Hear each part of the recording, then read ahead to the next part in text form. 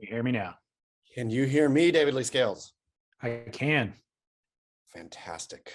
Welcome to The Grit for January 12th, 2023. It's a great day. We got professional surfing in the water right now. If you can believe it, just down the street. Oh, yeah, that's right. The junior comp at Seaside. Yeah. I was shocked, to be honest. I wrote about it this morning. I drove by yesterday and saw them in the water, not 12 hours after a major rainfall event, which made me stop and think, Made you think what? Well, Surfline, the official forecasting partner of the World Surf League, of course, advises not to surf 72 hours after a major rainfall. We just had one less than 12 hours ago, or as of yesterday when they were surfing. And anybody who I suppose is not from California, but California, when it rains, especially Southern California, the water becomes an honest to goodness toxic stew, right? And I think California surfers, depending on the person and level of comfort, will either wait or surf, right? But to make the juniors go out there into a hepatitis soup seemed not in keeping with the World Surf League's traditional abundance of caution. Maybe they are turning a new leaf for 2023. They're becoming more grit. That's what I was wondering, if the new motto is an abundance of caution to the wind. It seems to be. I mean, doesn't that seem kind of crazy when you think about it?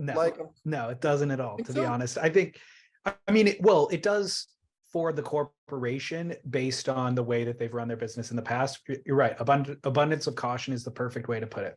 That's how they run. So yes, this is weird for them. But in terms of surfer ethos in general, nobody cares if it's been raining.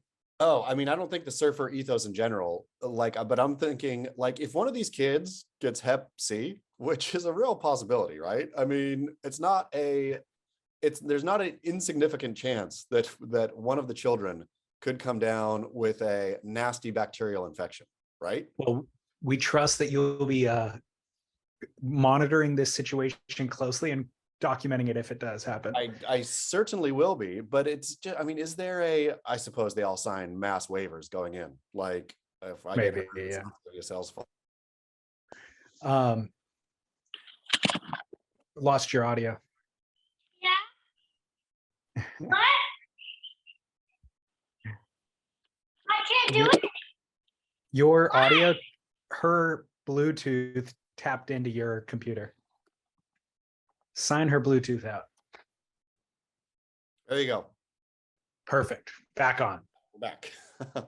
I could hear her talking and she could probably hear me talking. Well, what's your personal policy on surfing after a rain? I mean, it purely depends on how good the surf is, right? And so this last run of Swell, it's all go. I mean, it was beautiful surf. So, but if it's kind of wind chopped and nasty and it's I'm going to surf to only mostly get wet, then I forego. Do you ever get sick from rain runoff? I haven't in a while, but when you get those kind of lingering diseases, maybe I have been, and I don't like to attribute sickness to surfing though. I deal with ear infections and it seems to be worse after a rain. I mean, for certain. That's the thing. It's not just, whatever. I mean, Southern California is a disgusting place. Let's just be honest. And when that stuff gets flushed into the lineup, it's not just oh, you're surfing with dirt and you're surfing with, whatever. You're surfing with industrial grade nastiness plus sewage. And well, I just found out, listen to this one. This is even worse. I would take Hep C over this any day. I was texting with Gen C yesterday. She said up in Santa Barbara way, especially with all this flooding, you paddle out in the lineup and you get poison oak. She's gotten poison oak from the lineup. That's insane. How gnarly is that? Because I suppose you don't actually have to come in contact with the bush. If you're near the bush, it probably rubs off of the bush in the water and then contaminates you. That and I think just the massive debris, you probably whack it's little everywhere. Poison oak branches out in the lineup.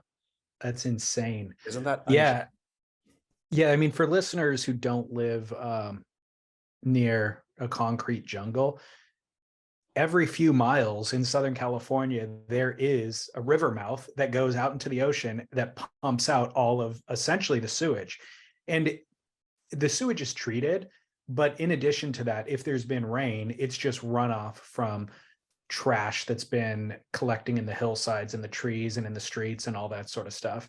So it's not just that the water is brown and has microscopic bacteria in it. You actually see trash in the lineup. Yeah. I mean, I think somebody documented this during this last run on the beach, but hypodermic needles on the beach, because they get washed out in the ocean and the waves push them back up onto the sand. But I mean, I've seen everything from shopping carts to hypodermic needles to whatever. So, I mean, in theory, somebody who has AIDS or whatever could have used that needle. That needle could poke you randomly, or you step on it when you're walking to the beach. Boom, you got AIDS. I mean, literally. What I hear you saying is the World Surf League is giving the next generation of children AIDS. That's exactly what I have said. So when I was growing up, when I was a teenager and really kind of getting into surfing, my mom was very adamant that I did not surf after a rain, or if I was even starting to get sick, I wasn't allowed to go surfing. And of course, she was busy working enough to where I could lie to her and say that I was going to school and then go surfing instead. But I've really never adhered to the policy, and I don't really worry about the rain so much up until the last few years. It seems to be the older I get, the more susceptible I am to that sort of stuff. I mean, it's properly gross. That's the thing. Like, again, it's not just, dirt and whatever. Like, it's the industrial, who knows what's in there? I mean, it's the like these weirdo companies pumping, from biotech to whatever, pumping stuff places, and out it goes into the ocean with a solid flush. Yesterday, I was driving home in the afternoon, not even from the beach, just driving. And I had this like pain developing in my ear, just like kind of a throbbing, almost like a headache or something, but it was specifically focused in my ear, and then started feeling it in my jaw, like in my teeth, and I'm like, oh no, like this is the beginnings of an ear infection. And I haven't thought about it since then. So I think it's kind of gone away, but I could feel something festering in there, I used to think that ear infections had to be treated with antibiotics. I didn't think you could like muscle them out, but you can easily muscle them out. Yeah, I guess so. Yeah. I guess so. Yeah. Well, the bigger story here is that the waves have been pumping in Southern California, and not just one run of swell. I feel like we've had almost 2 weeks now of almost non-stop surf. And a lot of this was documented in probably last Friday was that big push where Capitola Pier got broken in half. Just insane swell event where a lot of dormant spots like Sandspit have come back to life and actually been maxed out. Like Sandspit wasn't even good. It was just huge, I saw people towing Sandspit even. There was a tow team in the lineup that got a lot of ridicule. So Kelly Slater surfing novelty waves in your Seal Beach. Yeah, I saw that too. That'll come up later in the show, actually. Okay. I'm holding that one for barrel or not. But my question to you is, at this age, that happens. Blacks is like all time. What is your policy? What are you doing? Do you surf? Do you avoid it? What are your thoughts? I mean, I missed the huge, massive day being in Utah. Oh man, yeah. That was so stinking good though. Got all-time snowbird David Lee Scales. All-time. Epic. Good for you. Powder. Anyhow, so I missed that one. But it was funny having texts with, I think I mentioned it last show, about where do you go, right? So typically for me, I'll try to go to a place that's lowly and fat. And that's my big wave policy. Give me a lowly fat thing. Okay. So you're avoiding the main impact of the swell. Yes. Yeah. I am happily avoiding. Me too. I can make an excuse in Orange County that there's really nowhere to surf when it's that big. It's too big. And you kind of need points or nooks and crannies. Actually, Laguna has some nooks and crannies that you can try to find that are also sheltered from the weather.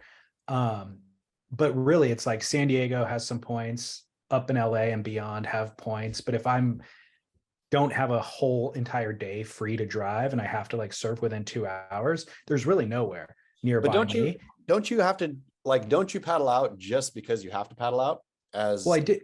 person I, in surf? yes, I did for many, many years. But at this point, that's kind of my question to you is at this point in our lives, it's like, I'm not in peak conditioning. And so the amount of effort required to paddle out in that much water moving or to even make it out to the lineup, like, I don't know if I could even pull it off at a beach break that's 10 feet, tons of paddling, wearing all the rubber. It's like, I don't know if I'm even going to make it out. And then sustaining the wipeouts and all that come with it. It's like, I'm looking for, like you said, a spot that has shelter, a spot that's more lully, that's not hollow. And then I'll give it a go. I don't have a lot of access to that here, but what I found myself doing this last few weeks is avoiding the main day, trying to get it at the beginning of the swell or certainly the downside of the swell. There'll be a few days, and then try to find where there's a bend in the coast that isn't getting the full impact of the swell that I can get. You know, if it's a 10-foot day, I can find a 4-foot spot and then feel good about myself. But I think the compunction, the necessity of paddling is there. Like, I think you, like, even if you're not going to go at the main, you know, I'm not going to paddle blacks. Oh man, but blacks sure did look fun. It made me want to gear up for blacks next year, to be honest. It didn't look fun to me. The guys that are actually getting waves out there, they're riding 8-foot boards, you know, like, which I don't have any boards like that in my quiver. And it's like, I don't really want anything to do with that anymore. I mean, but those Pete Terrace, the old photo editor from Surfing and Surfer legend icon, Pete Terrace, had some shots from up the cliff of blacks that just looked so clean and wonderful. And it made me think, this is right down the street. How am I not like training for blacks? That's the thing, is you have to train for it. You can't paddle out there without being totally prepared. It's like Ocean Beach or something, you know? Except blacks, unlike Ocean Beach, it's not just like this wall of kind of nonsense. I mean, not that OB is nonsense, but it's just like this, you know, thick line. Blacks, I feel you can get out there and then you gotta surf it when you're out there. Well, it's much more defined. Yeah. It's actually way better than Ocean Beach, but the amount of effort required and strength required and cardio and all that stuff is still the same. But that's where we should be, David Lee. That's where we should be. We should have reinvigorated passions at the start of this 2023. I guess that really is the focus of my question to you, is like, I don't have that level of passion for doing that thing anymore. I see it and I think, oh, sweet, I'm going to wait for a 6-foot day.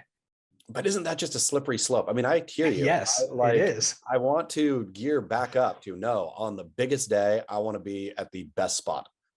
Yeah. Well, I admire you and I'm willing to be talked into it.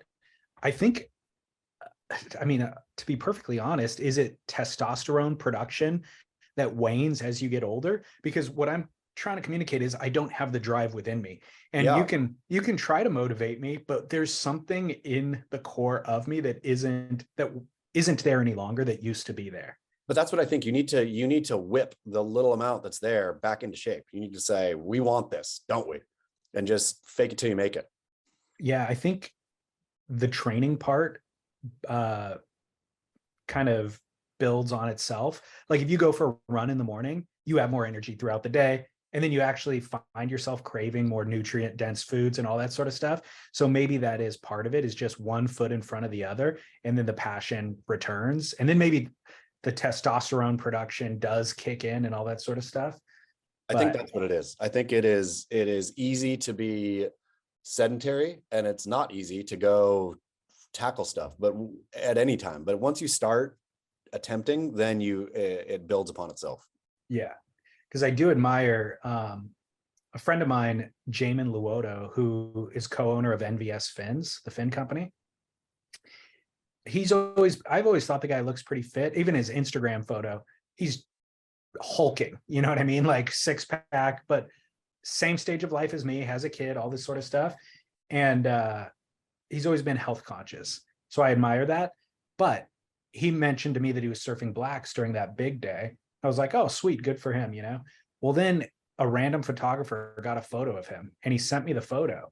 It is an absolute once in a lifetime photo of oneself surfing that you would blow up into poster size and hang in your wall. It is from the cliff looking down, a perfect barreling left. Like it looks like it would be pipeline, essentially 12 feet for sure on the face, and him having taken off right at the peak. And the image is of him bottom turning at the bottom of the wave with the barrel lining up. Who knows? He probably got shacked on that thing too, with a couple dudes out the back on guns, like sitting there on their guns with the board sticking out of the water, so you kind of have perspective of the whole lineup and everything. And he is on the wave of the day. And I'm like, dude, I am so jealous of you. Whatever level of training that went into getting you into that position on that wave is worth it. That's what I'm saying. That's what I'm saying, David. 2023 is the day. I mean, the start of the time when you and I are going to paddle blacks next year at this time. When we started the show 199 episodes ago, I never would have thought it would be you motivating me to stay fit and get into the water. That's what's going to happen. We're doing it. I thought you were on the downward trajectory of just gluttony and hedonism. It really was true, but I've seen the light now. Apparently. Yeah. Well, we got some feedback from our last show. We've been publishing this stuff on YouTube, and I'm getting better at taking clips of it and putting it on Instagram as well. But interestingly, community develops. Like people give people more ways to engage, and turns out they engage. And I'm kind of enjoying, like we're talking about Chris Owens and the Waimea kook that he ran him over essentially, and Chris ended up in the hospital. Yes. I don't think Chris Owens would ever listen to our podcast normally, but we put that on YouTube. It gets pushed through the algorithm, and Chris Owens commented on our YouTube. Amazing. What did Chris Owens say? He said, "Thank you guys for publishing this. And may I add this? After getting tangled by at least 3 leashes on that wipeout, I noticed that the idiot's board didn't have a back fin in it, ! So it was either a thruster without a back fin, or maybe it was a 4-fin that just didn't have the trailer fit, like a 5th trailer fin. But no wonder he was so out of control. And I think the guy who got run over that was in front of us may have just come up from that hold down." So I messaged Chris, or replied publicly on there, and I was like, dude, because obviously he was hospitalized. That was the story. And I was like, I'm just curious what injuries you suffered. And he replied back and said 14 stitches plus 3 on the inside. It was a 3.5-inch laceration that was 1 inch deep from a fin. The worst thing about this is that the eddy is now on alert, and I'm a 3rd alternate. So if it runs, I could miss out on a lifelong dream. Oh my goodness. Oh my goodness. Well, hopefully, thankfully, I suppose in this case, they didn't run yesterday, and that Chris can heal up, and that 2 others drop out, and that he's in. Yeah, I think it's kind of common actually for alternates to run in the eddy, because a lot of people who get invited just don't make it in time. And also, I think with the next Swell, I mean, they're talking about January 22nd as a possible date, which I think is looking very good for Jaws too. And so I don't know if they would run them at the same time, but if they do, then for sure some eddy surfers would opt to go surf Jaws, and there we go. What do you think is the more prestigious event? If you were invited to both, which do you surf? I mean, I'd surf the eddy, but just because of the history. But as I haven't seen any prize money for the eddy, and the Jaws event has what's the purse? I mean, it's deep, whatever it is, right? Like, so, I mean, if I was a work-a-day big wave surfer, I might choose the Jaws event. But in terms of prestige and what I would want, and even claiming, I think you surf the eddy being in 3rd alternate to the eddy is a huge deal, right? Being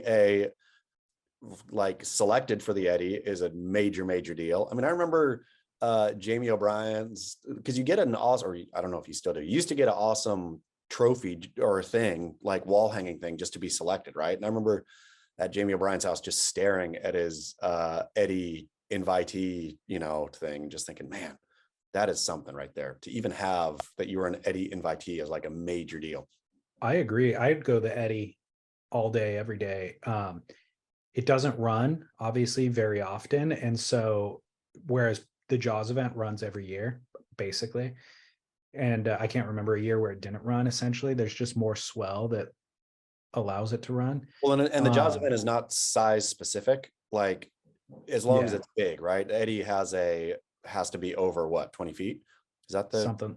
I yeah, don't know what they set it at, but it has to be big. yeah. Um, well, so I would do the Eddy if given the chance, if I was in one of those guys' position. And then the other thing is, you might not ever get invited back to the Eddy because it might not run for 8 years and you're kind of out of your prime at that point. You will still be invited to Jaws next year, and you'll especially be invited to Jaws if you win the Eddy or if you do well in the Eddy. And so if the Eddy is even got the potential of running, I think that's where you focus your attention on. Are we going to talk about the Eddie now? Is this in the show notes? Absolutely. Absolutely. From reports that I heard from people close to some of the competitors or invitees, there was some frustration at the call on and then call off because everybody jumped. I mean, it's not like these invitees live in all of them live in Hawaii. I mean, they're coming from Europe, they're coming from South Africa, they're coming from many of them from a long ways away. And so once it goes on, right, it got called on Monday for Wednesday. So they got to hustle and get to the North Shore. And then it got called off on Tuesday. So, of course, that's the nature of the game, right? Like, it's not like, and I think arguably you and I had texted about it yesterday. The Surfline did a remarkable job of capturing the day, right? Yeah. And I don't know that it was necessarily Eddie worthy watching a bunch of it, right? It wasn't. It was the swell wasn't. The swell was forecasted to be 50 feet and it wasn't. So they did a good job by not running the Eddy yesterday. I think that was the right call in hindsight. But what I was surprised by was that they green lit, quote, the event on Monday, because it would be prudent to yellow light it. And what we've done, or what the WSL has done with big wave events, is yellow up until the morning of, show up, and then switch it to green. So I don't understand why the Eddy would just opt for green, knowing that yellow is an option. I mean, I suspect it's because it doesn't make any difference to the surfers themselves, right? If it's yellow lit, you got to get there anyway. And also, I think if it's green lit, you get the excitement, all the surf media, and I saw it in, mainstream media too, the Eddy's on, right? Where I think they would need that hype in order for, if it runs, then we're guaranteed eyeballs, because it's not like it's a Red Bull event or something that has sort of a built-in ecosystem of viewers and a way to promote it. They have to get as much word of mouth as they can out there quickly in order for people to know that it's on, I think. So it serves them to green. I think it was a mistake because it screwed me. Like, as a fan, if it's green light, that means guaranteed we're running on this day and we kind of clear our schedule and we're ready for it. And I feel fooled when yesterday they go, oh no, it's red light now. Because up until now, it was always green means go. Otherwise you say yellow. And the fact that they didn't say yellow told me we're guaranteed going. And so I feel like a little bit duped as the fan. And I feel a little bit more apprehensive to trust their predictions and calls, for the 22nd, which, by the way, it's way too early to call the 22nd. That's what I didn't understand. I didn't understand the 22nd call unless it was a straight up, not bait and switch, but like, hey, we know that you're disappointed. And so to tamp down your disappointment, we're going to throw you another date right away. Is ludicrously early. Totally. It's fine to say, again, we're aiming that, but it's not okay to be like, there's big swells on the way, or theoretically Exactly. winter in Hawaii, and there's, the Pacific storm system. I mean, it has been a ridiculous winter in the Pacific. Just in the last month, though. I mean, because it wasn't really in the month prior. So another huge story that really, I think, is not discussed nearly enough. Did you recognize how many women were in the lineup at Waimea yesterday? I sure did. It's like 10. Yeah, a bunch, like charging. So, and also, it wasn't that crowded. when I pulled up the Surfline, well, actually, we should talk about Surfline first. Surfline did a phenomenal job. We talked about this, I want to say a year ago, that I might have even predicted it because I interviewed the new CEO of Surfline. I forget his last name. It'll probably come to me. But the way that he talked about the way that they were structuring the business, he didn't explicitly state this, but it implied, and I kind of gathered the information and realized they are in a position to do what nobody's ever done before, and what actually might be more interesting than contests themselves, because they know where these swells are happening, swell events all around the world at any time. They have cameras there already, and they also are on direct calls with professional surfers. So for listeners who don't know, the Kelly Slaters of the world, they're not just pulling up surfline.com. They have phone numbers with individual people, forecasters, who they can call to get insider access to these things. So if those people at Surfline know, hey, Nathan Florence and Kai Lenny and whoever else are headed to Cloudbreak, let's send a camera crew, and by the way, let's have commentary. And the cameras, we don't even need to send the commentators there. We can just send the cameras there and commentate from back home. Commentate from HQ in Huntington Beach. We have the website. We have all the infrastructure to kind of make it all happen. It wouldn't be another huge investment for them to run live streams of the major swell events around the world with professional surfers. And that's kind of what they ended up implementing yesterday. They had commentators, they had multiple camera angles, and I thought it was excellent. I mean, so my question, I suppose, in terms of the long-term viability of this, is they were clearly using the cameras because the cameramen and all the camera stuff was there for the Eddy, right? It had been greenlit. Everyone was there, ready to go. And so then when it goes red, Surfline smartly somehow, got together with the contest organizers and said, hey, we're going to pay X, these guys, we're just going to pay them for the day, and did it, right? But so how, I wonder what the expense, all that stuff was already in place. Surfline just had to pay the day rate probably for everybody. I don't know if they even utilized their crew. Why couldn't Surfline just set up their own crew? Because Surfline didn't have a crew out there. Surfline has static cameras, right? Surfline's not sending cameramen places. And so the cameramen were in place for the Eddy. They weren't Surfline employees. So Surfline just tapped into an existing resource. So the question would be, how much is that kind of thing? If say there's some legendary swell coming into J-Bay, how many cameras do you need, et cetera, that Surfline would actually have to send? Well, I agree with you. They can employ people that are already on the ground there. I'm not saying that they use their stagnant Surfline angle or Surfline camera angle, but you could find a drone operator, a couple drone operators in every location, a couple cameramen to bring their tripod. You don't need like a scaffolding at most places with a camera set. Like you could just send somebody with a tripod, basically.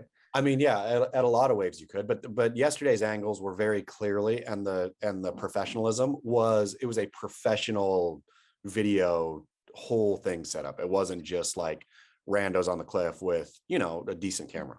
Well, to your point, whoever the Eddy is hiring to film that stuff, Surfline can also hire. It's not like they have to go through the Eddy organizers, is my point. Sure. I just wonder how much that costs, and if Surfline would be willing or wanting to. I mean, I think they should, right? I sat there yesterday and watched as much of that not as much as I would have watched the contest, but I watched a whole ton of it, right? Like I left it open on the screen and there it was. Too. It was epic. It was a wonderful thing. I would love for Surfline to do that. I mean, that would make me a massive Surfline fan. If they started filming every year, if you knew that, the 8 or 10 best of best days at certain places were going to be filmed in that way, like where you got to experience, because it really felt, I mean, the experience was different, right? You really felt like you were, I don't know, partaking in a moment in a way that was, that wasn't just like watching a surf contest. Well, it's better than a surf contest. It's much more reflective of what surfing actually is. And partaking in the moment. The reality is when the waves are that big and there's those people out, it's not they're not vying against one another. They're trying to conquer Mother Nature. And so there's a camaraderie that exists in that lineup that we all can relate to.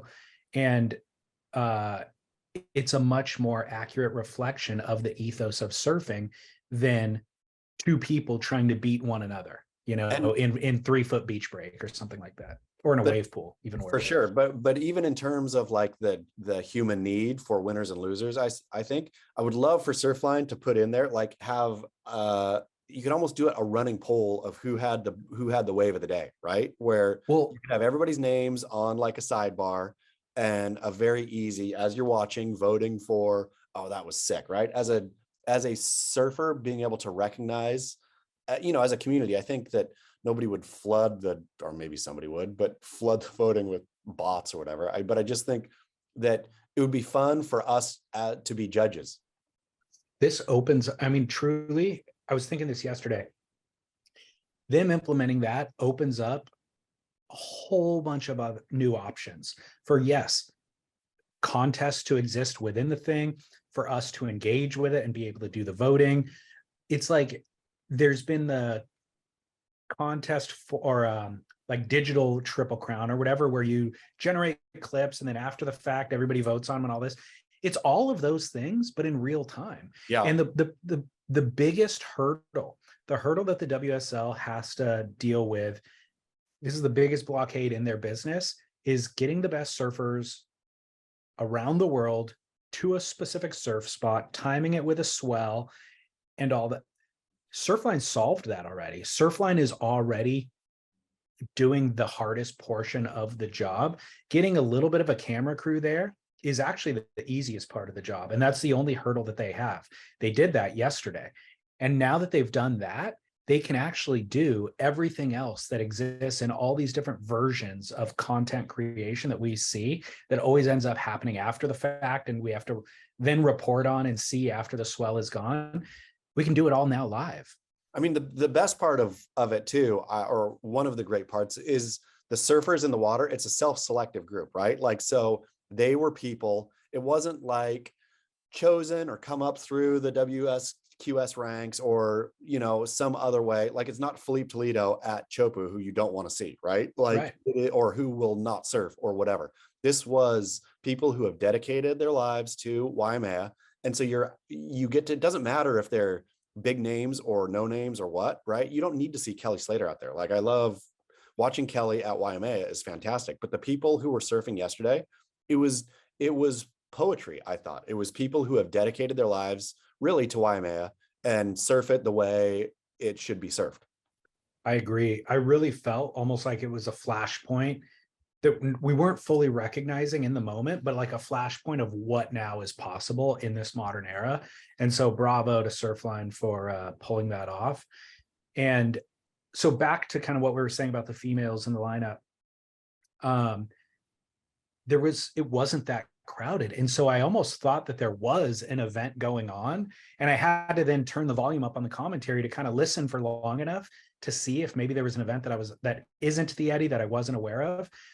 And it wasn't. It was open for anybody. Anybody could have paddled out there, but it just happened to not be that crowded. I'd say there was 30 people in the lineup at any given time, and 10 of them were women.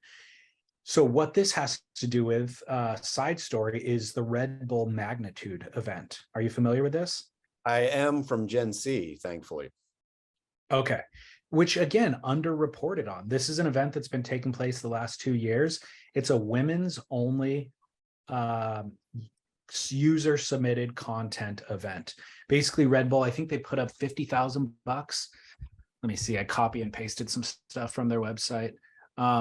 It's a 3-month waiting period, and users or the participants, it's not invite. I think anybody can participate. You just have to submit clips from 3 different locations, Waimea being one of them. And people vote. I think there's a judging committee, and then also users can vote, and they determine an overall winner. So the highest cumulative score from all 3 waves. They determine the best ride, the best toe-in wave, the best breakthrough performer, and then the people's choice also. And so there's a lot of women who are big wave, aficionados, like Bianca Valenti, for example, who's from Northern California, but she's spending a bunch of time in Hawaii this year to hopefully make it all worth her while with a big paycheck at the end by participating in this event. So I think that's why we saw a lot of women out at Waimea yesterday, was they are in a contest, but it's not a contest that only exists on that day. They're just trying to get the best clip that day, I don't want to be a bummer here, David Lee Scales, but I really want this stupid digital Triple Crown, blah, blah, user submitted, we vote at the end thing to go away. Like, live sport is something. If the Red Bull Magnitude, if they said, oh, okay, this is Eddie, you're not running, then we are going to run a contest at Waimea. Everybody can be out there, but we are going to crown one of those 10 women the winner of that day. Yes, but I still see the value in the digital submitted content thing too. I mean, I think it furthers, especially at this sort of nascent age, it furthers progression. But yeah, nothing beats live sport. I mean, and that's what I agree. Yeah, I agree with that. Watching yesterday, watching live, right? Even though there wasn't a contest, there wasn't a, it wasn't competitive. It still is in surfing. You're out there, of course, as you say, competing against Mother Nature. You're also pride on the line, wanting to get the biggest wave, wanting to get the ride of the day, right? And again, I understand the sort of need-ish for this 3-month waiting period and blah, blah, blah, blah, blah. All of that stuff always leaves me flat forever. Like, I don't care about the digital crown, triple crown. I want to care about magnitude, and I do that it's pushing progression, but I won't watch the finished product. I want to see live in the moment. That's why Surfline is so well poised, is that for them to have you and I have that tab open all day long is revenue for them with their advertisers that they're running on the website. Then they can post-production package the highlights of the day that goes viral the following day, and who knows for however long. But if they could then also have some sort of a contest that you're actively engaged in the day of, boom, that's a trifecta. Do it, Surfline. Do it. You want me to really grind your gears when it comes to the digital content thing? Yes, please. You're never going to believe who is currently, if you go and look at the list of pipe masters, people who have won pipe masters event, you're never going to believe one of the names that is on that list. Who won pipe masters in 2021? 2021, Philippe Toledo. No, he did not. We know Ballroom is on there from 2022, which has almost an asterisk on it because the event was so different. 2021 pipe master, Crosby Colapinto. Oh, Crosby Colapinto was the pipeline master. How are the waves? 2021. Well, first of all, Scott Bass had to tell me this information last week or the week before. And I'm like, no, that can't be right. That's like a typo or something. And he's like, no, it's listed on, I guess, Vans's website because that year was digital. Oh, no. It was digital only. Yeah, it was a COVID year. It was digital only. And so he got the wave, I guess, of that winter for that venue. They do the 3 venue thing. So he got the wave at Pipe. I think it was Backdoor, actually. And so in my mind, it's like, fantastic. He earned it because that, if you're submitting clips against John and everybody else, that's hard to do, hard to beat him. So he earned whatever that was that year, but you can't call it a pipe masters title. You think, like, him being on the list of other pipe masters should be demarcated as different, as a COVID digital year. I mean, yeah, this digital submission stuff, I'm really over it. I know that it's cost savings and it's way easier for, content producers to do it that way. But man, the only thing that really works is live. Yeah. Well, there was a live event that took place 2 days ago, which nobody's talking about because they do such a poor job of advertising it. The Dahui Backdoor Shootout ran day 1, which isn't, as exciting as you might expect. It was actually just the SUP division, SUP and longboard divisions. Epic. I did not, but I love that Dahui has sub and longboard divisions. So it's easy to kind of, I don't know, point at and make fun of until you watch it. I watched a bit of it.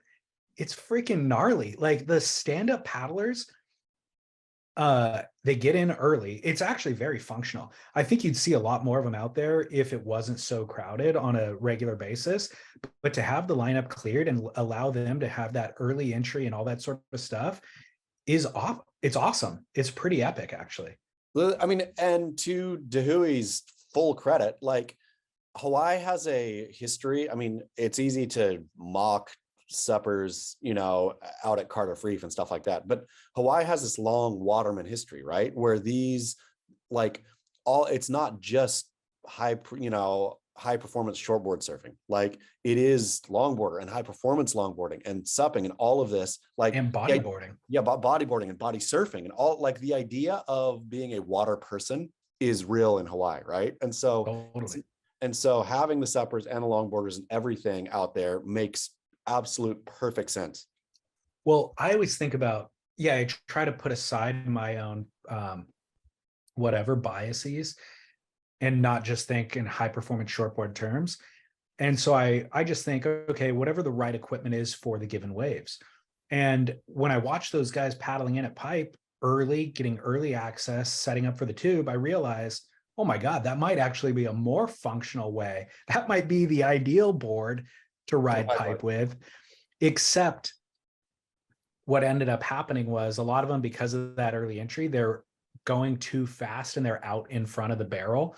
Like a lot of them don't position deep enough until Kai Lenny got a wave.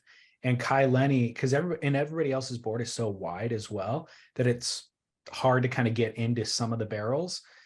So they'd find themselves either down low or out in front. But Kai Lenny rides a way smaller board, way narrower, way less volume. It's like a high performance stand-up paddle. And he took off on the first wave I saw him on at pipe. He got in early, but kind of real deep as well. Switched the paddle into his left hand. So he was just holding the paddle at that point. It wasn't even touching the water. Grabbed his rail, pig dog stance like he would be on a short board, got fully pitted, got blown out of the thing, then kicked out, pulled up his paddle and paddled right back out. So he never dropped down to his stomach or anything. He just utilized that perfect pig dog thing. He rode the wave flawlessly. I mean, good on Kai Lenny. And did Kai Lenny win? I mean, is the subdivision over now? Who the heck knows, dude? They don't publish anything. There's no names on the screen for who's up and riding. And of course, I don't know who any of the stand-up paddlers are. Like, they leave a lot to be desired, Dahui. And I admire so much. Like, I love what they're doing. I just want so much more as a fan. I wonder if how much the shootout though is for people actually on the beach. That's what I've always had under the impression, and especially in chatting with Eddie about it, that it is an event for Hawaiians by Hawaiians, really. So sure, they'll throw it on, they'll broadcast it, but it's not for you and me. It's for them. It's very clear. It's very clear that the broadcast is an afterthought. Yeah. I mean, because what are they getting? A little brand recognition. I mean, they had Monster Energy was sponsoring a lot of it. Like they had cans set up in the foreground of the commentators and they're constantly referencing it, which I think I don't even know or Dr. Isaiah. Is it Dr. Isaiah Walker? Is that his name? Oh yeah. Yeah. He was the guy from NYU. No, is he from NYU? I don't know. BYU. I'm embarrassed. Oh, maybe. I'm embarrassed. I don't know.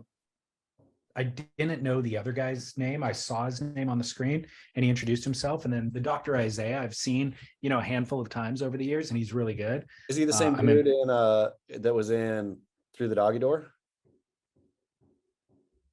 Oh, you're right. Is that him? Oh man, I don't know. It could have been. I didn't see him as much as I was hearing him.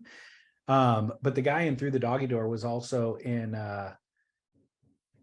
Waterman, the Duke Kahanamoku documentary. I mean, he's like the expert of Hawaiian culture and as it relates to surf. Yeah. Yeah, he's great. He's totally great.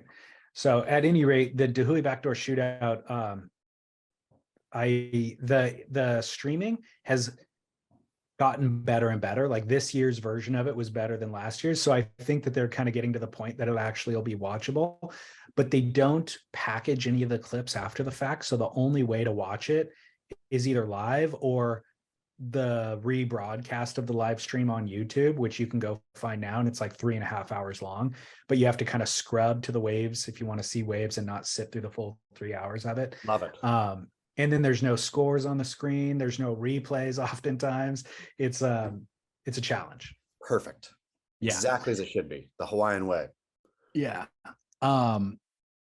Okay. Let's go into sponsor talk.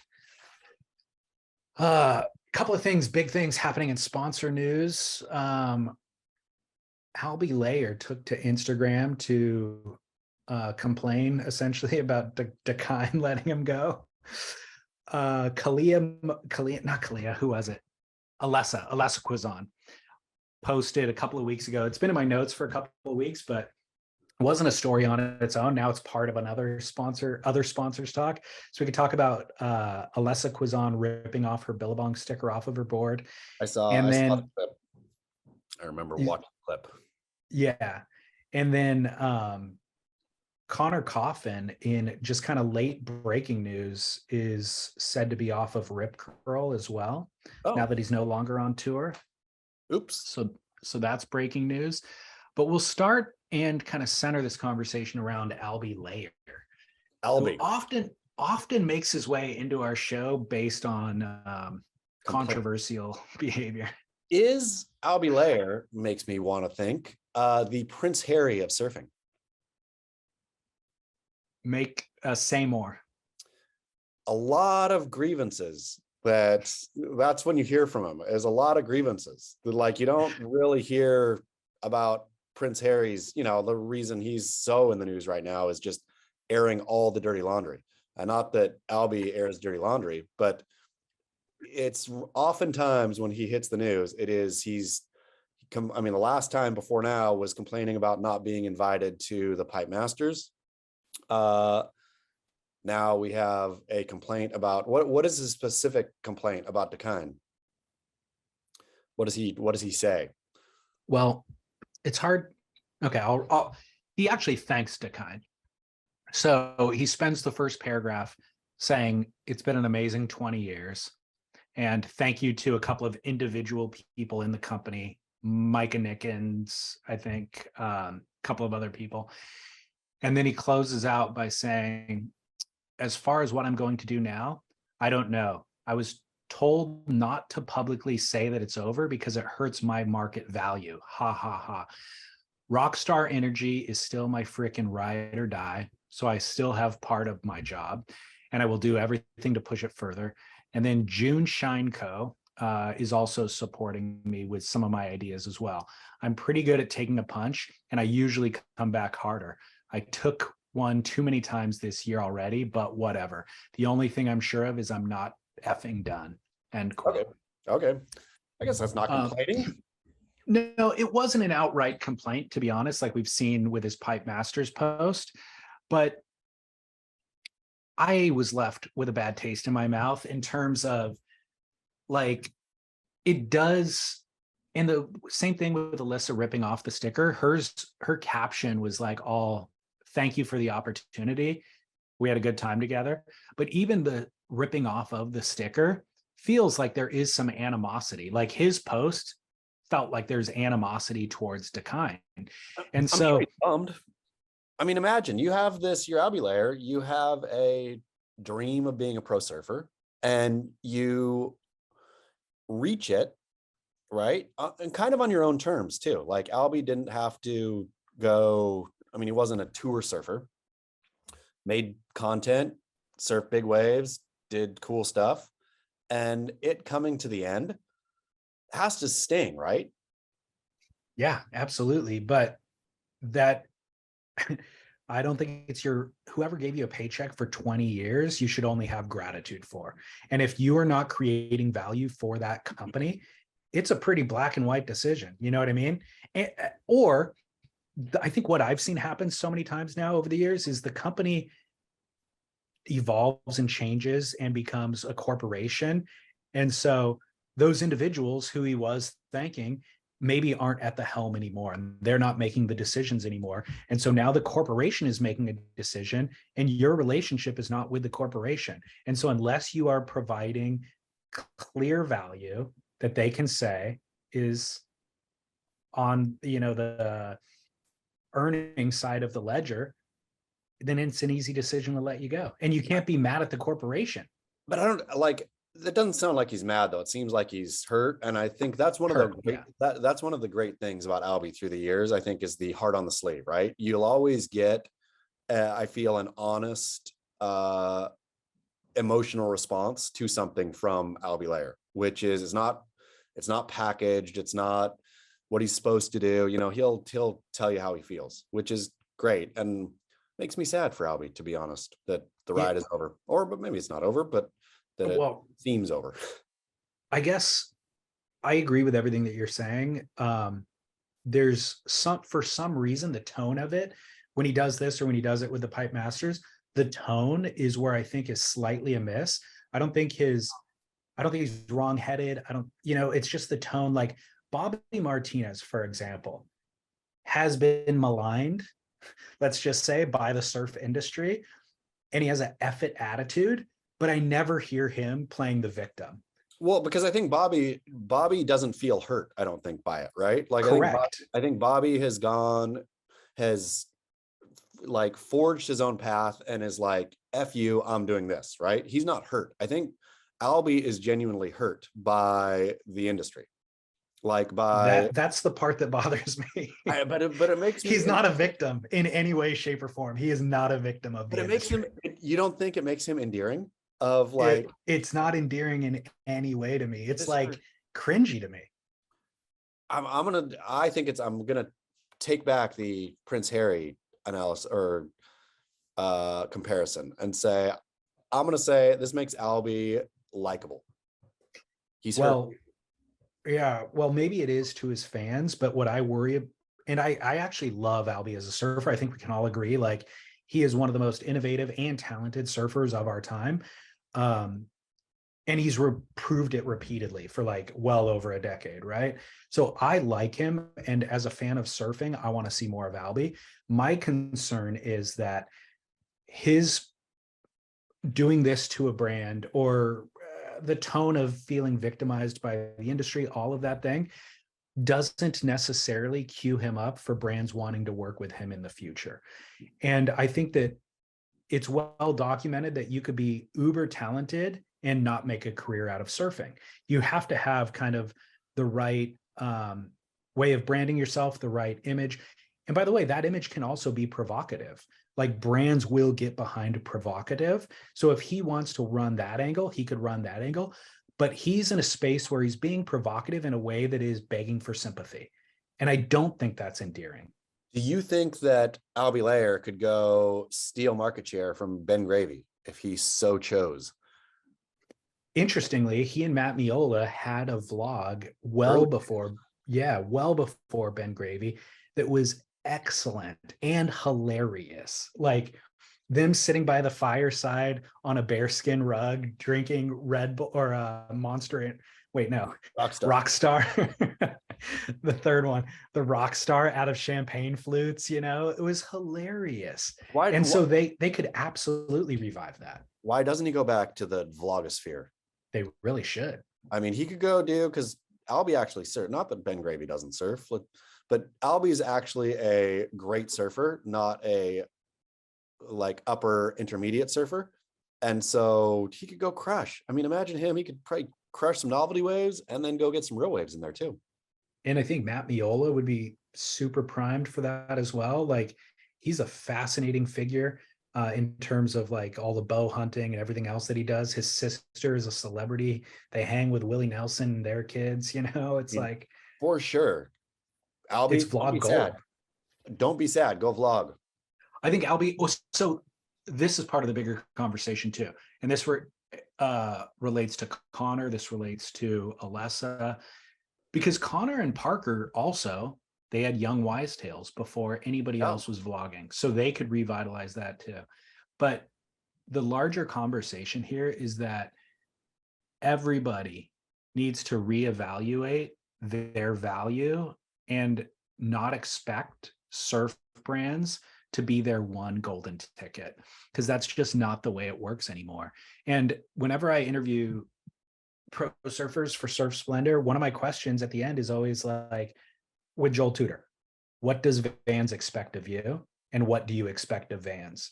And hearing people answer that question over the years, it's evolved tremendously, because 10 years ago, it was, I have to show up to this many signings. I have to get my image in the magazines, and what do I expect of them? A paycheck every 2 weeks that allows me to buy plane tickets and go do my thing. And that's no longer what it is. And it's also no longer one brand that, Connor Coffin, Rip Curl, and we're in this together. Hell no. Rip Curl's a corporation. They're not going to coddle you, and you should not expect them to carry you through your retirement. So rethinking the entire thing and how you create value, really you're creating value to your fan base. And so maybe Albee is playing that angle of like, I'm going to try to endear myself to my fan base, but the brands that are going to want to ride along with that, they're just going to want to sponsor a post. They're not going to want to ride with you for 20 years like Dahui did, Is with Connor, love Connor Coffin. And I think Connor Coffin has like a ton of personal brand equity in terms of like being a, I don't know, California surfer, and specifically kind of a central coasty California surfer. I would imagine that he, moves a lot of product up in there. I mean, what do you think his arc is? Well, either go hard with Parker on revitalizing the vlog lifestyle thing, because they are both world-class surfers, and they could, it would take some financial investment. They'd have to map it out like a business plan and be like, look, this next year we are going to chase Swell, and we're going to go selfie mode and document it, and then create all the social assets and plaster them out everywhere through our sponsors, blah, blah. That would be a plan, which I think they could achieve. Plan 2 would be try to get back on tour. Has he been challenger seriesing? I don't know. Challenging serieser? Yeah. I don't know, but also an untold story of Connor that we can kind of get into a little bit right now, that he did not play the victim about. No. Was he was number 4 in the world, finished 4th in the world 2 years ago before they implemented the cut. And Ace Buchan retired, who was the surfer's rep. Connor Coffin, the WSL, asked for him to be the surfer's rep. So he took the surfer's rep position. And to be honest, he shouldn't have taken that. Like, when you're 4th in the world and you're young and you're new on tour, relatively new on tour, you should be focused on winning a world title. The surfer's rep position requires actual responsibility. The side story here is that my understanding is Connor wasn't ever cool with the mid-year cut concept. And so he finds himself trying to advocate for what the WSL's kind of new direction is, trying to advocate for that to the surfers, and then trying to kind of appease the surfers' feedback and share that with the WSL. So he's kind of in between a rock and a hard place, all while still trying to surf in heats and go, and then ends up being a victim of the mid-year cut and ends up DQ'd off tour. The whole thing is like disappointing, I feel, because Connor, of all people that I know on tour, is an absolute class act. Like, he carries himself with both. He is Connor. You can't ask for a better person than Connor Coffin. And so whatever his, path holds from now, I hope it's wonderful, because Connor does like the hard yards quietly. Totally. And I think he's a world-class surfer, and he's continued to improve. Like, him getting to 4th that year, you would expect him to get to 4th that year if Cloud Break was on tour and, big point breaks. He did it at beach breaks. Yeah. I He did, mean, he did it at Newcastle, you know? man, yeah. Well, I hope he does get back on tour, and I hope that some other sponsor swings in old school and picks him up. Yeah.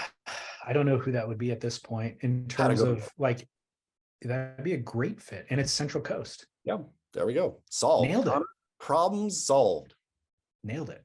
Connor writes CI. Yeah. No, he got off the CI. That was the problem. Talk about mistiming the market. He left CI right before the buyback, so he didn't get to participate in that and went to JS. Yeah, that was. I mean, he should have stayed. Should have stayed with his hometown boards, but followed his heart. Brother. His brother's still CI and was part of that whole thing. So but at any rate, I think maybe even if he wanted to revitalize the vlog thing, he could still go on tour. Like they could incorporate that into the storyline. But I think that is ultimately, again, in terms of reevaluating one's self-worth in this space, investment in self, I think, is the right direction. And so waiting for a big contract for the sticker on the nose of the board is too risky. And those guys have enough talent and moxie that I think they could be their own brands, Go do it, Connor. Yeah. And Parker. Go and prosper. You and I are going to go and prosper by going to commercial break, and then we'll come back with Barrel or Not. AG1, do you want to just hit real soft hits? athleticgreens.com/surf. That's all you need to know at this point. It is health in a bottle. There's no other way to put it. We do the 75 vitamins, minerals sales pitch every week. We're going to go light on you and just expect that you already know that and that you are jumping off the fence and getting on board with athleticgreens.com/surf. All right, Chaz, we're back. Easy. Well, you mentioned this early in the show. Kelly Slater has come to my hometown to surf a very fickle and normally dormant wave. So barrel or nah, number one, blowing up a spot. Definitely blowing up a spot is definitely no barrel. And I will say, though, there's a tough one, David Lee Scales. I'm going to say blowing up a novelty. No, I'm going to say no, all in, because I'm sure there are surfers, particularly I would imagine, and what I've heard of that wave, bodyboarders, who know that wave, right? It's not a novelty wave to them. This is a thing that they look for. They watch the cams. They figure, or not watch the cams. What am I talking about? There is a cam there. There is. Is there a cam there? Yeah. Stupid Surfline. All that good they did, just down the toilet now. I mean, in this day and age, I suppose that's what it is, right? If there's a cam on the beach or at the wave, then you can't really blow it up. But Kelly going there, of all the places Kelly could have gone, imagine how many more people are going to be looking for that wave now at those kinds of conditions. And the people who have toiled on not a good wave, let's be honest, right? Or I'm sure the people who put their time in there surf that thing so bad 99% of the time. The one time it's good, or one of the times it's good every 2 years, there's Kelly Slater. Just put it on blast. So Kelly is not to blame in this scenario. It is, I know you want to, but it's everybody else naming the spot. You know what I mean? And so I've been surfing in this area for 30 years now. And I've been surfing that spot, I'd say maybe for 20 years. I don't surf it anymore, but I surfed it 20 years ago, let's say. And when I did, you didn't even mention it to people. Yeah. And this is in the middle of surf, or it's really close to Surf City, the epicenter of surfing, all the surf industry, all of it. This is very close. And so it's accessible. You can park right there. You can get to it easily. But if you surfed it, it was such an afterthought because it's normally dormant. It's a certain swell direction. It happens in the wintertime and it needs to be massive. And you forget about it. Even if you know that spot works on those conditions, you actually forget about it because a couple of years go through without it ever really breaking and doing its thing. So you just kind of, you forget about it. So anyways, if you could catch it early in the season before word gets around, you can absolutely get a couple of days of it where it's uncrowded, nobody knows about it. So 20 years ago, you would get those days, you would not talk about it because you know on the next swell, it's going to double the crowds. You definitely didn't publish photos or footage about it. And this was before social media. Then when social media came along, you absolutely did not publish a photo nor name it. All of that is out the window. All of that is gone. Everybody's naming it. The clips are on YouTube. The name's blasted. It's in the news. It's literally in print in the Orange County Register. Kelly Slater surfing in this spot, in this beach. Everybody comes down to watch it. It's like, it's all rules are out. It's insane. I'm blaming Kelly again. Of course, Kelly's a big draw. Of course, he's going to get, if Kelly hadn't surfed it that day, none of this would have happened, David Lee Scales. Not one bit of it. There maybe would have been somebody's personal clips of that day on YouTube or on Instagram or whatever, which fine enough. Kelly is the one who wrecked it. So Kelly woke up that morning and said, you know what I'm going to do? I'm going to steal joy from a lot of people. That's what I'm going to do today. I could surf anywhere. What I'm going to go do is steal joy from people who have very little of it. I have all the joy in the world. I just need more. It's the rough time. The parable of do you remember in the Bible, David Lee Scales, when David slept with what's her name? Bathsheba. Oh yeah, with Bathsheba. There's the one wife of the general, and then he goes and sends the general off to kill him. And then the prophet Nathan comes to Daniel and tells the parable of this guy who has all these sheep, right? Has all these sheep. And then he goes or has a feast, steals the one sheep from the one guy who that's all he had. And that guy loved that sheep, cooks that sheep up for his feast. That's what Kelly Slater did. Yep. I'm pissed now. Yeah, you should be, as you should be.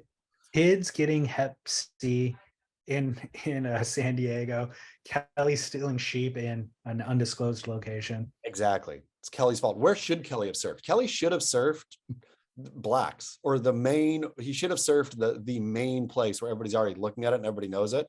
Like he should not have gone and surfed, because as fun as those waves looked and whatnot, it wasn't Blacks good. No. Yeah. Nowhere near as good. It was novelty compared to Blacks. Yeah. So the question of like, when did blowing up the spot be totally acceptable? Because by the way, the exact gatekeepers who 20 years ago instilled in me to never talk about that spot are the ones who, with this swell, were broadcasting it and its name. So the gatekeepers themselves have flipped their mentality about it, and they're fully okay with floodgates open. I mean, I think that it's just a real, if you can't beat them, join them. Like, I think everybody's given up, right? With Surfline cameras pointed everywhere, and with people who, the flood of people who have come into surfing that don't necessarily know etiquette or rules, et cetera, et cetera. It's like, I think probably everybody feels whatever, it's over. That day is over. So I might as well post my clips there too, because I got a sick one. I think that's what it is. I think the other thing is that spot is kind of for young kids. Like it's a shore break wave, and so you don't really surf it once you have back issues and knee issues and all that sort of stuff. And so the gatekeepers who are no longer surfing it are just like, I don't care if it gets crowded. Yeah, kids gonna fight with other bodyboarders. Well, Kelly, I'm not into it, dude. I prefer the old school. Yeah, the old school policy. I've got a listener line call for our next one. It's kind of a barrel or nah. It's a call that's worth discussing, but I can make a barrel or nah question out of it too. David, Chaz, Shukin here. I know you covered a while ago like a high performance board on top of a high performance car. I saw a couple of things the other day in Waikiki, and I'm not really sure how to think about it, wondered your opinion. So I saw a custom longboard on the top of a Tesla. Very similar color, kind of worked. And then I saw a brand new Hummer with a Jerry Lopez Costco board. So is this a barrel or nah, or a kook or carol? Not really sure. Anyway, boys, keep up the work. It's the thing that only Tom Carroll and Kooks do. I know. Yeah, helps. Kook and Carol, I like it. Yeah. So I've seen this on Instagram in terms of like customizing a board to match your car. It's an interesting thought. I see it on Instagram where like these really amazing lamination, like glass shops will have like an image of a vintage Porsche that has like some maybe like buttercream color, is really unique but beautiful color on the Porsche. And then there'll be like a fully glossed and polished longboard that has that exact same tint job on it. And they're positioned together to make a beautiful photo. And I'm like, I don't envision that those people are driving that car with that board. And I like that maybe somebody had this color Porsche and they brought it down to the shop and they're like, can you color match this for my next longboard? And it makes for a beautiful Instagram photo, but there's something obviously that rubs me the wrong way too about putting that much effort and energy into the polished aesthetic for something that they're probably not, I don't know. It's majorly kooky. I think it's a total unbarrel. And the real problem is, especially if it's a nice car, you don't like, if you can afford something, a vintage Porsche or something like that, better not have that be your surf car. Like, did you ever watch, what was that dumb Showtime show about the writer played by David Duchovny?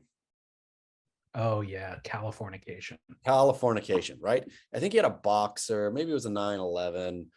He had a Porsche, right, that was fully beat up. A newer Porsche that was totally beat up. He got a Porsche with his whatever Advance and beat it up. Great. That's a surf car, right? Surf cars are not nice cars. What you take surfing is your truck or your other thing, right? And so there's no point in having your fancy car and your fancy board all dialed in. You're just a major kook and or using a rinse kit after you get done surfing. I think if surfing is your priority essentially in life, then your car is always, every car purchase I've ever made was made with the idea of how many boards can I fit inside. Yeah, that was the primary factor with me buying a car. And you're right, if you have enough money to have something that doesn't fit the surfboard, something that you would have to put the surfboard on top, that's not the car that you're taking to the beach. no. So this goes back to barrel or not from a year ago, which is there's no right answer for putting your board on top. The boards always go inside. Boards go inside or in the bed. Yeah. Yeah. So the Tesla with the board on top that is like same color as the Tesla, you're trying to match. No, you should have the Y series or whatever the Tesla is that has the hatchback or the station wagon look, and then you fit the boards in there. That's it. That's your board goes in your car. Exactly. It's, so no matchy. Nope, no matchy. Although I gotta admit, this made me think about when I was a kid, there was dudes who they like had one thing that they were really into, and that thing dictated the clothing that they wore and every article of gift that they would get from everybody in their family. Like there was a Harley Davidson guy, sure, and he rode a Harley, and then all of his clothes was Harley. And then if anybody ever there's Woody guys, right? Yes, but except for the V-dub van guy. Sure, but except for nobody is a single surfboard guy. Surfboards don't last long enough for you to build your life around a board, right? That guy's building his life around both an aesthetic and something. He's going to have his VW van. He's going to polish it. That thing's going to last as long as he does, right? One surfboard doesn't last maximum, if you're not even surfing very much, 3 years max, right? Right. So you can't like build your whole aesthetic around a surfboard. I do miss that guy though. I mean, that guy, if you had to be that guy, what would you be that guy around? Like, what would be your thing that was your thing? I'm not sure yet, but it's funny because like it doesn't work in today's era. Like I don't like that guy anymore, and I wouldn't be that guy, but I miss that guy from my youth You who can, is like, it doesn't just have to be cars either, though. It can be like the mid-century modern guy, the guy who's he has a mid-century modern house, mid-century modern furniture, is mid-century, like buys mid-century modern thank you cards, etc., etc. yeah, that's a cool guy. I'm just saying, there's a version of that guy that you could be today. Yeah, there is. I'm not sure what that it would be for me, Give but they're literally the dude who had that V-dub when I was a kid, grew his hair out long. I mean, ultimately, you know what this is? It's whenever he was at the peak of his popularity is what it is. It's Al Bundy throwing the touchdown pass in high school, and now he wears his jersey when he goes out on the weekend, and all he talks about is football. It's whenever that guy was getting laid the most is where he is stuck at for the rest of his life. Except for the Harley guy, because it's not like the Harley guy is typically, in my experience with the Harley guy, he wasn't riding a Harley when he was in high school. It's a guy who always aspired to the Harley lifestyle. And then finally at 50, he can afford his Harley. And then he gets his Harley hat, his Harley jacket. He sends Harley Christmas cards out, etc.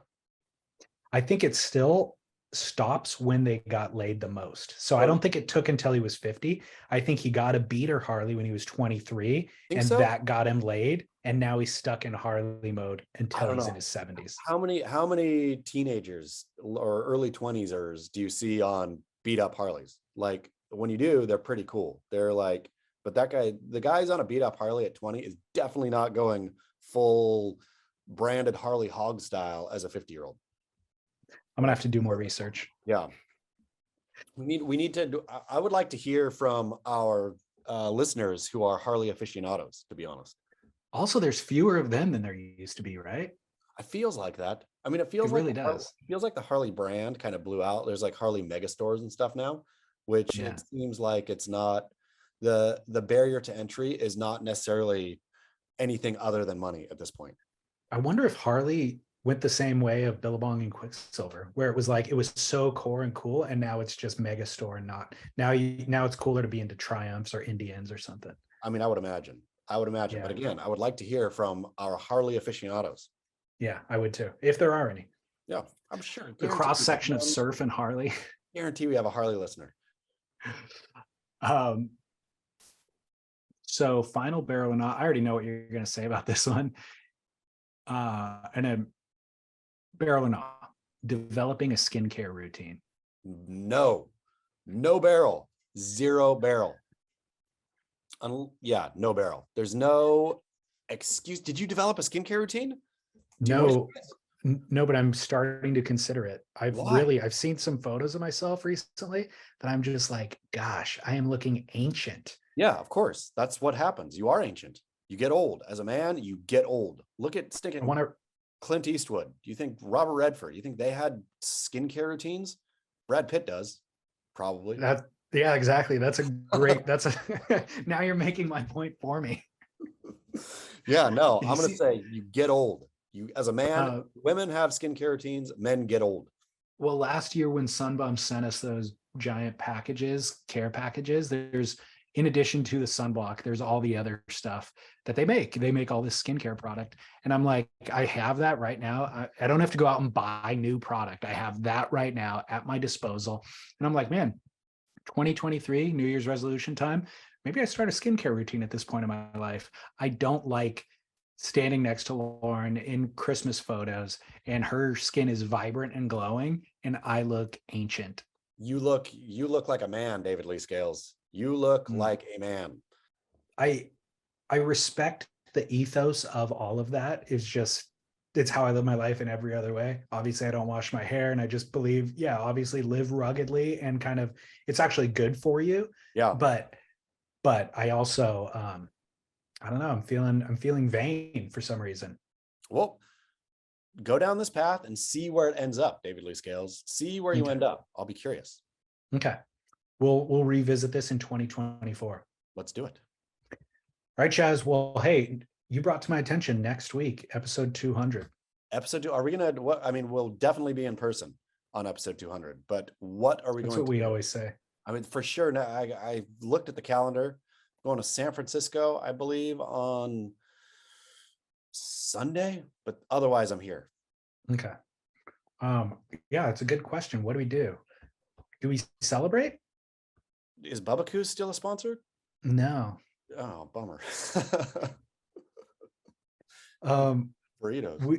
We should celebrate in some way. What I was thinking the proper way to celebrate would be go through the archives, especially like episode 1, especially the Ashton fight, and pull clips and put together like, like a celebration year-end type show, but it takes so much work. If you do that, I'll bring champagne. I don't think I'm going to do that. I don't have the time to do that. Did you hear DJ Seaweed's new remix? No. You didn't? He didn't send it to you? No. He remixed the Ashton Goggins episode. Yeah. To as it was by Harry Styles.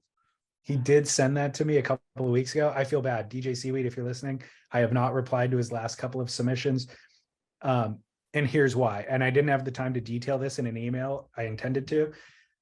He sent a submission for an Athletic Greens ad. And in Athletic Greens, he was playing the role of Lewis Hamilton, who also uses Athletic Greens, but saying, I'm Lewis Hamilton and I use Athletic Greens because blah, blah, blah. And it was funny, but I'm like, I can't play that. And then Athletic Greens hears it and it's like, why are you impersonating one of our other sponsored athletes?